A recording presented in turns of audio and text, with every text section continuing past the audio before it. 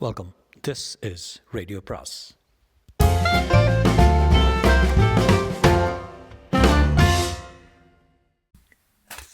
அனைவருக்கும் அன்பு வணக்கம். கல்கியின் பார்த்திபன் கனவு அத்தியாயம் 16. செண்பகத்தீவு. விக்ரமன் கரையை நெருங்க நெருங்க கடல் அலைகளின் ஓசையும் அடக்கிக் கொண்டு பலவித வாத்தியங்களின் ஒலி முழங்குவதை கேட்டான். சங்கு, தாரை, எக்காளம், பேரிகை ஆகியவை ஏக காலத்தில் முழங்கி வான முகடு வரையில் பரவி எதிரொலி செய்தன. இவ்வளவு சத்தங்களுக்கிடையில் மாந்தர்களின் குரலில் கிளம்பிய கோஷம் ஒன்று விக்ரமனுக்கு மயிர்கூச்சல் உண்டாக்கிற்று. வீரவேல் வெற்றிவேல் என்னும் கோஷம்தான் அது. அந்த தீவில் வாழும் மனிதர்கள் என்ன ஜாதி, யாரோ, எப்படிப்பட்டவர்களோ, என்ன பாஷை பேசுவார்களோ, ஒருவேளை நரமாமிச பட்சணிகளாக இருக்கலாம் அல்லவா என்று இவ்விதமெல்லாம் எண்ணமிட்டு கொண்டிருந்த விக்ரமனுக்கு அங்கு எழுந்த வீரவேல் வெற்றிவேல் என்னும் சோழ நாட்டின் வீரத்தமிழ் முழக்கமானது அளவில்லாத வியப்பையும் மகிழ்ச்சியை மூட்டிற்று. இது என்ன அதிசயத்தீவு! இங்கே சோழ நாட்டு தமிழரின் முழக்கம் கேட்கும் காரணம் என்ன? எதற்காக இவ்வளவு ஜனக்கூட்டம் இங்கே கூடியிருக்கிறது? இம்மாதிரி எண்ணங்கள் முன்னை காட்டிலும் அதி விரைவாக விக்ரமனுடைய உள்ளத்தை அலைத்தன. அவனுடைய நெஞ்சு படபடவென்று அடித்து கொண்டது. திடீரென்று உடம்பில் வெலவெலப்பு உண்டாயிற்று. மரக்கட்டை பிடியினின்று நழுவிற்று. தலை சுழலத் தொடங்கியது. கண் பார்வை குன்றியது. அதே சமயத்தில் ஒரு பிரம்மாண்டமான அலை வந்து விக்ரமன் மீது பலமாக மோதியது. விக்ரமனுக்கு அந்த நிமிஷத்தில் கடலில் உள்ள நீர் அவ்வளவும் புரண்டு வந்து தன் மீது மோதுவதாக தோன்றிற்று. ஒரு கணம் மூச்சு திணறிற்று. நமது வாழ்நாள் முடிந்துவிட்டது என்று நினைத்தான் விக்ரமன். பார்த்திவ மகாராஜாவுக்கு அவன் அளித்த வாக்குறுதி நினைவுக்கு வந்தது. அன்னை அருள்மொழி தேவியின் கருணை முகமும் சிவனடியாரின் கம்பீர தோற்றமும் கடைசியாக விரிந்து படர்ந்த கண்களுடன் கூடிய அந்த பெண்ணின் மதிவதனமும் ஒன்றன் பின் ஒன்றாகவும் மின்னலை காட்டிலும் விரைவாகவும் தோன்றி மறைந்தன. பிறகு அவனுடைய அறிவை ஒரு மகா அந்தகாரம் வந்து மூடிவிட்டது. விக்ரமனுக்கு மறுபடியும் பிரச்சனை வந்தபோது தான் மணல் தரையில் கிடப்பதாக அவனுக்கு உணர்ச்சி உண்டாயிற்று. கண்கள் மூடியபடி இருந்தன. கடல் அலைகளின் ஓ என்ற ஓசை காதில் கேட்டுக்கொண்டிருந்தது. நெற்றியில் யாரோ திருநீரிடுவது போல தோன்றியது. மெதுவாக கண்ணை விழித்து பார்த்தான். சுற்றிலும் ஜனக்கூட்டம் நெருங்கி நிற்பது தெரிந்தது. ஒரு நொடி பொழுதில் எல்லாம் ஞாபகத்துக்கு வந்தன. அவன் கரையை நெருங்கிய போது அந்த ஜனக்கூட்டத்தில் இருந்து கிளம்பிய வாத்திய முழக்கங்களும் வாழ்த்தொழிகளும் இப்போது கேட்கவில்லை. அதற்கு மாறாக அசாதாரணமான நிசப்தம் கூடிக்கொண்டிருப்பதை அவன் உணர்ந்தான். கொஞ்ச தூரத்தில் எங்கேயோ மாஞ்சோலையில் குயில் என்று குக்கு குக்கு என்று கூவிற்று. அந்த குயிலின் இனிய குரல் அங்கே குடிகொண்டிருந்த நிசப்தத்தை அதிகமாக எடுத்து காட்டிற்று. கரையை நெருங்கிய போது தனக்கு நேர்ந்த விபத்தின் காரணமாகவே அங்கே கூடியிருந்த ஜனங்கள் அவ்வளவு கவலையுடன் நிசப்தமாயிருந்தார்கள் என்பதை அறிந்து கொண்டான்.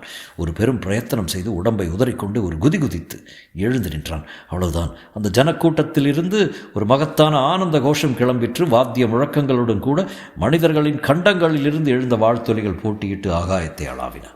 இவ்வளவு சத்தங்களுக்கும் மத்தியில் விக்ரமனுக்கு அருகில் கவலை தோய்ந்த முகத்துடன் நின்ற ஒரு பெரிய மனிதர், "விலகுங்கள், விலகுங்கள், கஜராஜனுக்கு வழிவிடுங்கள்" என்று கூவினார். கொஞ்சம் கூர்ந்து கவனித்தோமானால் இந்த மனிதரை நாம் முன்னே பார்த்திருக்கிறோம் என்று நினைவு வந்தது. ஆமாம், மாமல்லபுரத்தில் நடந்த கலை திருநாளின் போது நரசிம்ம சக்கரவர்த்தியின் சமூகத்தில் செண்பகத்தீவு வாசிகளின் விண்ணப்பத்தை சமர்ப்பித்த தூதர்தான் இவர். "விலகுங்கள்" என்ற அவருடைய குரலை கேட்டு சுற்றிலும் நின்ற ஜனங்கள் விரைவாக விலகி கொண்டார்கள். சற்று தூரத்தில் பட்டத்து யானையைப் போல அலங்கரித்த ஒரு யானை நின்றது. அதை யானைப்பாகன் நடத்தி கொண்டு விக்ரமன் நின்ற இடத்தை நோக்கி வந்தான். பட்டண பிரவேசத்துக்காக அலங்கரிக்கப்பட்டது போல காணப்பட்ட அந்த கஜராஜனுடைய தூக்கிய துதிக்கையில் ஒரு அழகான புஷ்பஹாரம் இருந்தது. விக்ரமன் மந்திர சக்தியினால் கட்டுண்டவனைப் போல யானையை பார்த்தபடி கையை கட்டிக்கொண்டு அசையாமல் நின்றான். யானை மிகவும் சமீபத்தில் நெருங்கி வந்தபோது விக்ரமனுடைய சிரம் அவனை அறியாமலே சிறிது வணங்கியது. யானை தன் துதிக்கையில் ஏந்தி வந்த மாலையை அவனுடைய கழுத்தில் சூட்டிற்று. அப்போது அந்த ஜனக்கூட்டத்தில் ஏற்பட்ட ஆரவாரத்தையும் முழக்கத்தையும் வர்ணித்தால் அசாத்தியமான காரியம். வீரவேல் வெற்றிவேல் என்ற கோஷங்களுடன் "விக்ரம சோழ மகாராஜா வாழ்க, செண்பக நாட்டு மன்னர் பிரான் வாழ்க" என்னும் கோஷங்களையும் கேட்டு விக்ரமனுடைய உள்ளம் பெருங்கிளர்ச்சி அடைந்தது. மகா ஆச்சரியம் விளைவித்த இந்த சம்பவங்களை பற்றி யாரிடமாவது கேட்டு தெரிந்து கொள்ள வேண்டும் என்று அவனுக்கு துடிப்பாயிருந்தது. ஆனால் அருகில் நின்றவர்களிடம் பேசுவதற்கு கூட அச்சமயம் அவனுக்கு அவகாசம் கிடைக்கவில்லை. ஏக ஆரவாரங்களுக்கிடையில் விக்ரமனை அந்த யானை மீது அமைந்திருந்த அம்பாரியில் ஏற்றினார்கள். யானை கடற்கரையிலிருந்து உள்நாட்டை நோக்கி கம்பீரமாக நடந்து செல்ல ஜனக்கூட்டமும் ஆரவாரத்துடன் அதை பின்தொடர்ந்து சென்றது. அம்பாரியின் மீது வீற்றிருந்த விக்ரமனும் இல்லை, இதெல்லாம் நிச்சயமாக உண்மை இல்லை, கனவுதான் காண்கிறோம், அல்லது இந்திரஜாலம் மகேந்திரஜாலம் என்று சொல்கிறார்களே, அப்படி ஏதாவது இருக்க வேண்டும் என்று அடிக்கடி எண்ணிக்கொண்டான். சுற்றுமுற்றும் அவன் கண்ணில் பட்ட தென்னந்தோப்புகள், மாஞ்சோலைகள், கழனிகள், கால்வாய்கள் எல்லாம் அவனுக்கு சோழ நாட்டு காட்சிகளாகவே புலப்பட்டன. சிறிது தூரம் போனபோது ஒரு கிராமம் தென்பட்டதும் அதுவும் தமிழ்நாட்டு கிராமமாகவே தோன்றியது. ஊருக்கு புறத்தில் இருந்த கிராம தேவதையின் கோயிலும் அப்படியே தமிழர் கோயிலாக காட்சி தந்தது. இன்னும் சிறிது தூரம் போனதும் ஒரு பட்டணம் காணப்பட்டது. அதன் வீடுகள், வீதிகள், சதுக்கங்கள் எல்லாம் உறையூரின் மாதிரியிலே அமைந்திருந்தன. ஆனால் அவ்வளவு பெரிய பட்டணம் இல்லை. அவ்வளவு ஜன நெருக்கமும் கிடையாது. அத்தனை மாட மாளிகைகள் கூட, கோபுரங்கள் கூட இல்லை. அப்பட்டணத்தின் வீதிகளில் அவரவர் வீட்டு வாசல்களில் நின்ற ஸ்திரீகள், புருஷர்கள், குழந்தைகள் எல்லாரும் சிறந்த ஆடை ஆபரணங்கள் அணிந்து மலர்ந்த முகத்துடன் நின்றார்கள். அவர்கள் எல்லாரும் தமிழ்நாட்டு மக்களாகவே காணப்பட்டார்கள். அளவிலாத ஆர்வம் பொங்கிய கண்களுடன் அவர்கள் விக்ரமனை பார்த்து பலவித வாழ்த்துக்களினால் தங்களுடைய மகிழ்ச்சியை தெரிவித்துக் கொண்டார்கள். விக்ரமனுக்கு திடீரென்று ஒரு சந்தேகம் உதித்தது. ஒருவேளை இதெல்லாம் அந்த பல்லவ சக்கரவர்த்தியின் கபட நாடகமாக இருக்குமோ? தன்னை ஏற்றி வந்த கப்பல் பல நாள் பிரயாணம் செய்வதாக பாசாங்கு செய்துவிட்டு கடைசியில் சோழ நாட்டின் கடற்கரையிலேயே தன்னை இறக்கிவிட்டிருக்குமோ? இந்த ஆரவார ஊர்வலமெல்லாம் தன்னை ஏமாற்றி பல்லவ சக்கரவர்த்தியின் ஆதிக்கத்தை ஒப்புக்கொள்ளும்படி செய்வதற்கு ஒரு சூழ்ச்சியோ? விதமாக எண்ணிய போது விக்ரமனுக்கு கோபம் போக்கிக் கொண்டு வந்தது. இதற்குள் யானையானது அந்த பட்டணத்துக்குள்ளேயே பெரிய மாளிகையாக தோன்றிய ஒரு கட்டடத்துக்கு வெளியே வந்து நின்றது. விக்ரமனை யானை மீதிருந்து கீழே இறக்கினார்கள். ஜனக்கூட்டமெல்லாம் வெளியில் நிற்க முன்னமே நமது கவனத்துக்குள்ளான பெரியவர் மட்டும் விக்ரமனை அழைத்து கொண்டு மாளிகைக்குள் சென்றார். மகாராஜா, இதுதான் இந்த செண்பக நாட்டின் மன்னர்கள் பரம்பரையாக வாழ்ந்து வந்த அரண்மனை. தாங்களும் இந்த அரண்மனையில் வசிக்க வேண்டும் என்று இந்நாட்டு பிரஜைகளின் விண்ணப்பம் என்றார் பெரியவர். இந்நாட்டின் பெயர் என்னவென்று நீங்கள் சொன்னீர்? செண்பக நாடு மகாராஜா. இந்த பட்டணத்தின் பெயர் என்னவோ?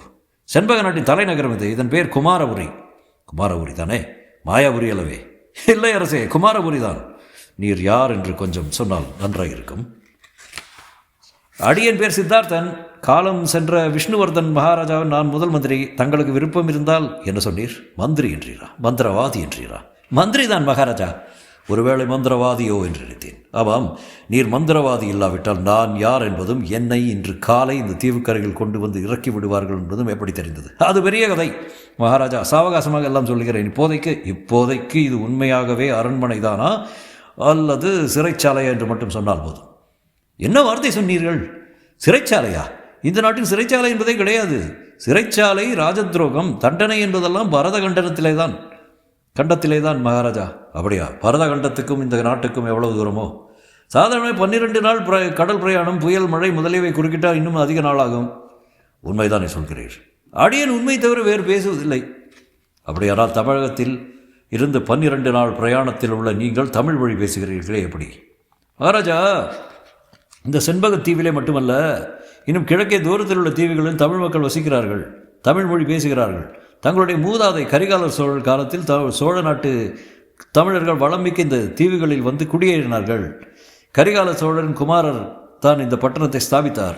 அதனாலே குமாரபுரி என்று அதற்கு பெயர் ஏற்பட்டது.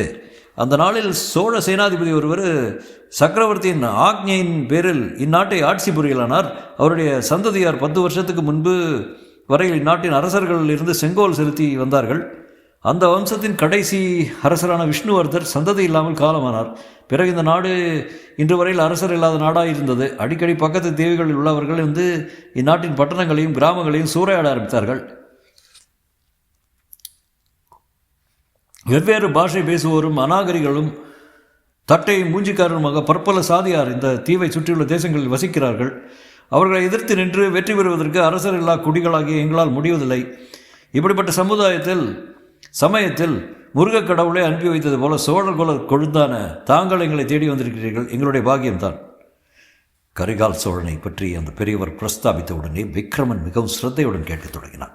அவனுக்கு இருந்த சந்தேகம், அவநம்பிக்கை எல்லாம் போய்விட்டது. சித்தார்த்தரின் குரல், முகத்தோற்றம் ஆகியவற்றிலிருந்து அவர் சொல்லுவதெல்லாம் சத்தியம் என்ற நம்பிக்கையும் விக்ரமனுக்கு உண்டாயிற்று.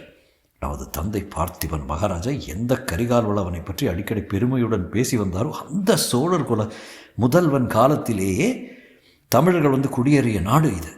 என்ன ஆச்சரியமான விதிவசத்திலாலோ அப்படிப்பட்ட நாட்டுக்கு நாம் வந்து சேர்ந்திருக்கிறோம் என்பதை நினைத்தபோது விக்ரமனுக்கு மயிர்கூச்சறிந்தது, கண்ணில் நீர் துளித்தது. ஐயா, உமை நான் பரிபூர்ணமாக நம்புகிறேன். எல்லா விஷயங்களையும் விவரமாக அப்புறம் கேட்டுக்கொள்கிறேன். இப்போதைக்கு ஒன்று மட்டும் சொல்லிவிடுகிறேன்.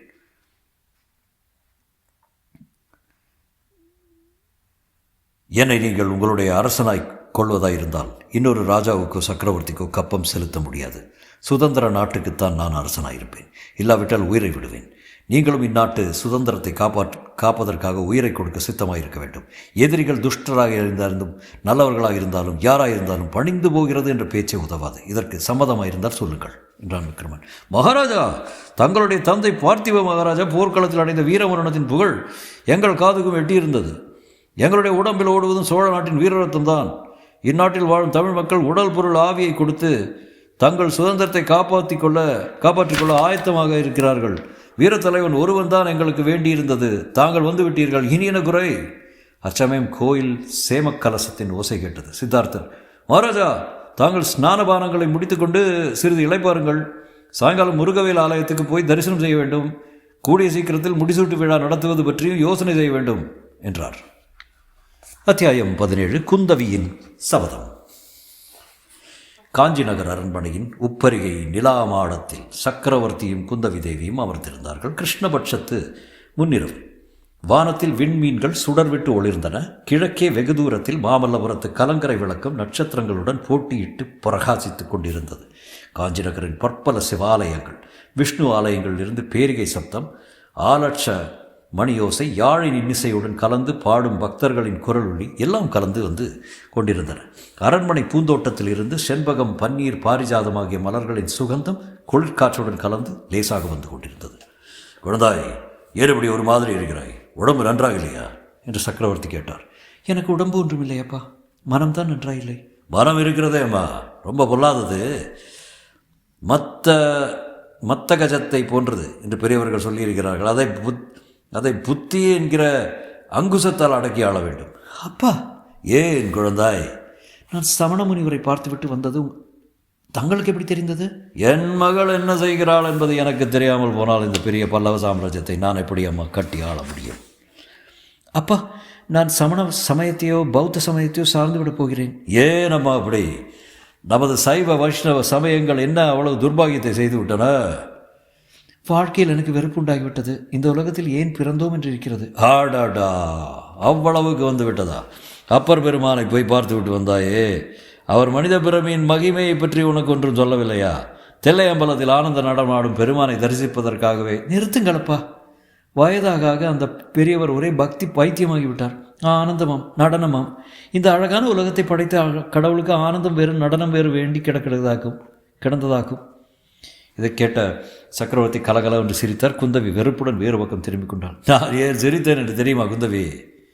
அதுதான் நானும் யோசித்துக் கொண்டிருக்கேன். தங்களுக்கு ஒரு வேளை பைத்தியம் கீத்தியம்?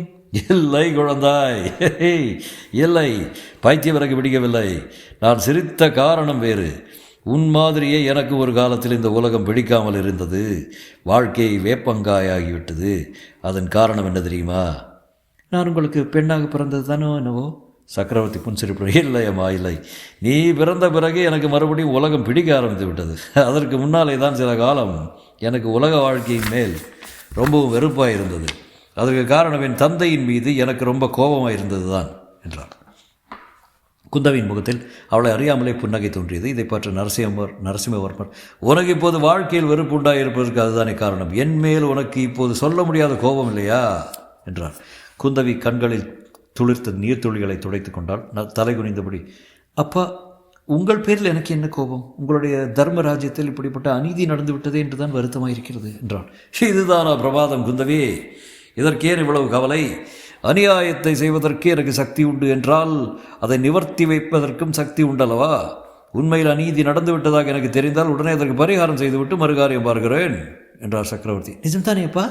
சோழ ராஜகுமாரனுடைய செயலுக்கு அவன் பொறுப்பாளி இல்லை என்று தெரிந்தால் தண்டனை மாற்றிவிடுவீர்கள் அல்லவா? நிச்சயமாயம்மா. அப்போது குந்தவி தன் மனதிற்குள், அந்த வேஷதாரி சிவனடியாரை எப்படியாவது கண்டுபிடித்து அவருடைய தாடியை பற்றி இழுத்து கொண்டு வந்து சக்கரவர்த்தியின் முன்னிலையில் நிறுத்தாவிட்டால் என் பேர் குந்தவி அல்ல என்று சபதம் செய்து கொண்டான். குந்தவி, என்ன யோசனைகள் ஆழ்ந்து விட்டாய்? இன்னும் 2 நாளில் நான் உறையூருக்கு போகப் போகிறேன். நீ வருவாய் அல்லவா என்று சக்கரவர்த்தி கேட்டான். வருகிறேன் அப்பா. அங்கே எனக்கு ஒரு காரியம் இருக்கிறது. அதுக்கு நீங்கள் குறுக்கே ஒன்றும் சொல்லக்கூடாது. என்ன காரியம் என்று எனக்கு சொல்லலாமோ? அதுவும் ரகசியமோ? ரகசியம் ஒன்றும் இல்லையப்பா. அருள்மொழி ராணியை நான் பார்க்க போகிறேன். சரிதான். ஆனால் அருள்மொழி ராணி உன்னை பார்க்க சம்மதிக்க வேண்டுமே. அவர் என்னை பார்ப்பதற்கு என்ன தடை? எதற்காக மறுக்கிறார்? அவளுடைய பிள்ளையை தேச பிரஷ்டம் செய்தவன் மகள் ஆயிற்றே நீ. உன்மேல் கோபம் இல்லாமலா இருக்கும்? என் மேல் எதற்காக கோபித்துக் கொள்ள வேண்டும்? ரொம்ப அழகுதான். நானா இவருடைய பிள்ளைக்கு துர்போதனை செய்து சக்கரவர்த்திக்கு விரோதமாக கலகம் செய்யும்படி தூண்டினேன்? என் மேல் கோபித்துக் கொண்டு என்ன பிரயோஜனம் என்றார் குந்தவி. இதை கேட்ட சக்கரவர்த்தி தம் மனதிற்குள், பெண்ணாய் பிறந்தவர்களிடம் தர்க்க ரீதியை எதிர்பார்ப்பதிலேயும் பிரயோஜனமில்லைதான் என்று எண்ணிக்கொண்டார். தொடரும்.